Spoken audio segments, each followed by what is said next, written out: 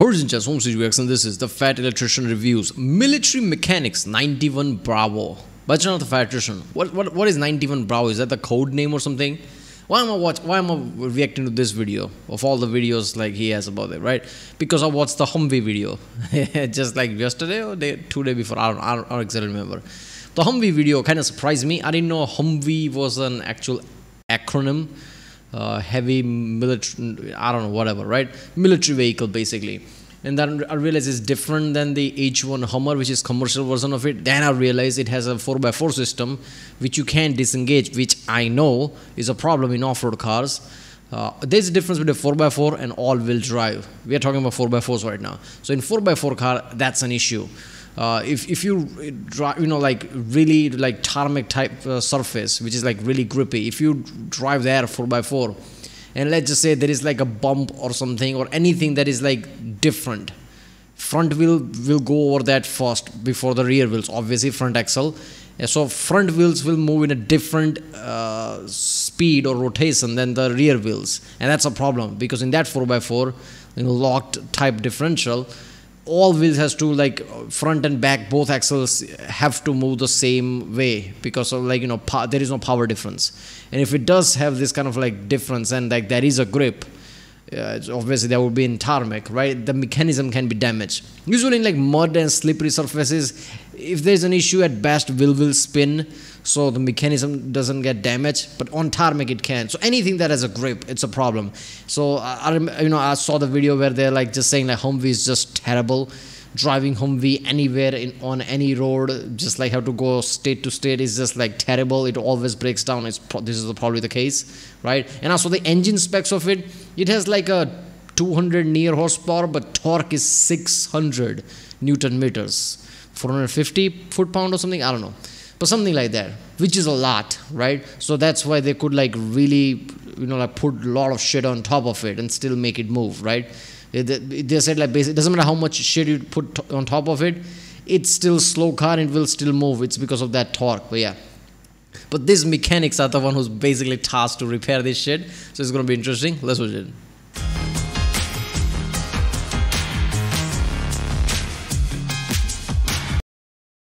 Remember, if you like my reaction, don't subscribe so I know which type of videos to react to more. If you haven't seen other reactions I did from Fat Electrician or like ongoing conflict, whatever, Ukraine-Russia thing, and I've been posting a lot of videos. So if you haven't seen them, check out the link in the description or in the end of the video end card. I guess YouTube will recommend you, and let's watch it.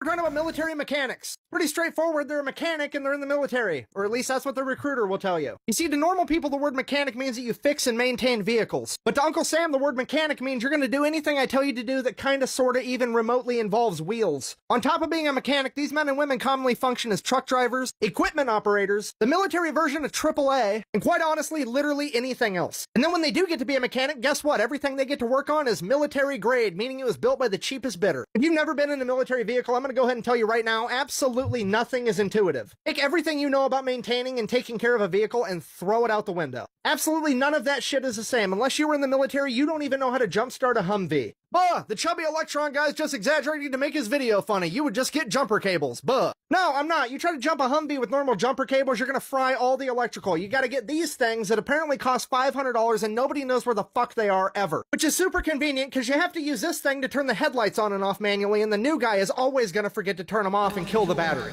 Yeah, this is such a good point because it's not supposed to be ease of access. It's a military. What are you, civilian? It's industrial specs, son. There you go. Why did you assume it's going to be easy? Why do you think there's going to be detailed manual? I mean, obviously there's going to be manual, but not like commercial car type shit. Oh, by the way, I assume anything's going to work. No, why would you assume that? This is not Toyota Corolla. This is not Honda Civic. Why would you think that? Yeah, there you go.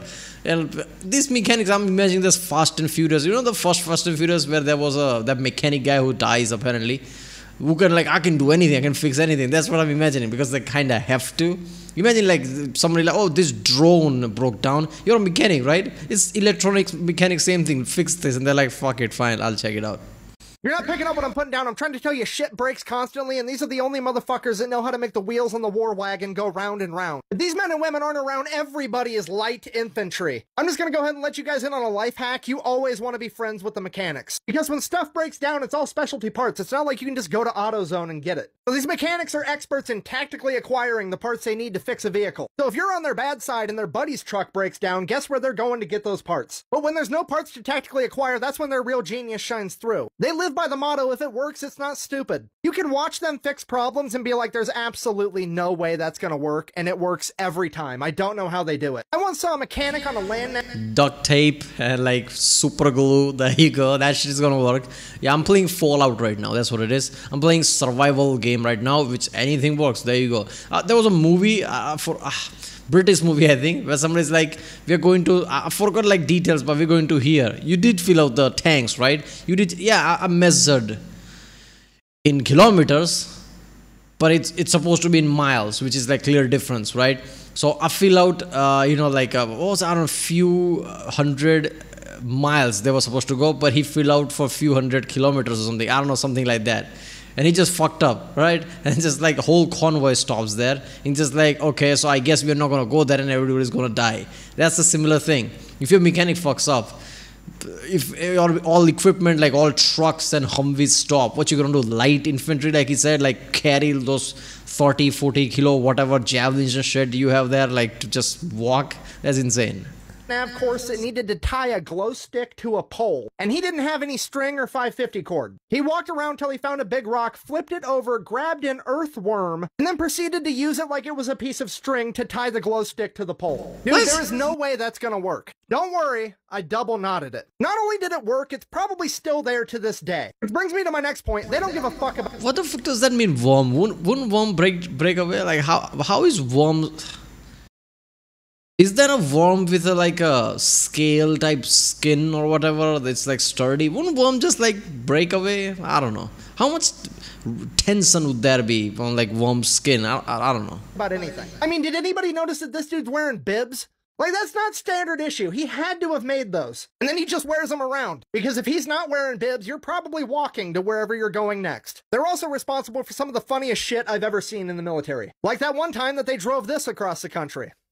And it turned into a national game of spotting it going down the highway. Even better, I know the guys that did that. When they got where they were going, they were drinking and riding it down a sled hill. And their LT came up and told them that they need to wear their helmet and their PT belt. When the LT came back to check on them 25 minutes later, guess what they were wearing? Their helmets and their PT belts. That was fucking it. Look, I'm just gonna tell you from experience, these guys work with a purpose, and they drink with a purpose. You go drinking with the mechanics, somebody's getting carried home, and it's probably gonna be you. But hey, they'll always carry you home. In conclusion, if you have the option, you always want to be buddies with the mechanics, because they can and will save your ass for the low, low price of a 12-pack. Merch and other links available at thefatelectrician.com. Yeah, the whole thing about mechanics is basic. Look, man, if somebody's an engineer, he's trained to solve problems. People really need to understand what an engineer is, right? What is the difference between scientist and then engineer and like everybody else, right? Scientists are supposed to be innovative. Scientists are the one who makes innovation great. Who are the engineers? Engineer basically put that innovation in tangible real life. That's not all there is, right? Engineer figure shit out. If there is like a restriction there, they have to like makeshift do anything just to make it work. Let's figure this shit out. That's basically engineers, right? So engineers, like their IQ is very different. This every time I see a scientific video on like human consciousness and intelligence, I'm like, it's not so easy. It's not like linear or like in same stat, right? Human intelligence is very different and varies a lot, right? What do you mean by intelligent? IQs, if somebody has the highest IQ level doesn't mean he's the smartest, right? Because there are more layers to it.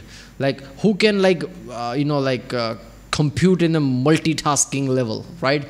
Engineers are basically great at that. Like they can really like do way complicated shit, like spread out, right? Especially mechanics and like mechanical engineers, like automotive engineers, basically another version of mechanical engineers.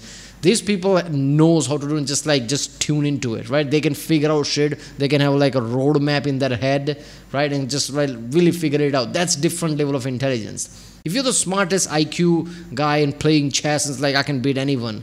That guy is not going to be same as that mechanical engineer. It's completely different things. And mechanical engineer is like really complex. So that's why like AI will figure out to be smart as IQ wise, but will AI ever be at that level, the mechanical engineer level? I don't know. But yeah, there you go. Military mechanics. They're going to be one of the smartest people on the field, and they are the mechanics basically. So yeah, there you go. Alright, if you like my next one, subscribe, and I'll see you next time.